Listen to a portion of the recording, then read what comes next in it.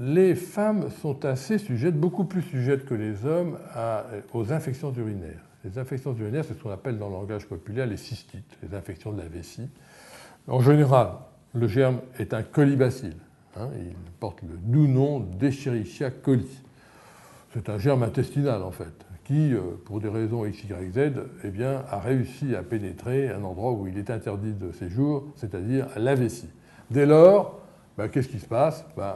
Vous arrivez chez nous, vous dites, écoutez, depuis quelques heures, ou la veille, ou 2 jours, j'ai des douleurs épouvantables lorsque je fais pipi toutes les 5 secondes alors que je n'ai pas du tout besoin d'aller faire pipi. À chaque fois, il y a très peu d'urine. Ça me brûle de façon abominable, j'ai mal au ventre, et dès lors, nous devons faire le diagnostic de cystite non compliqué. En général, il faut prendre un antibiotique spécifique qui sera pris en une fois et qui va vous sortir des ennuis en l'espace de 24 à 48 heures, voire 72 heures.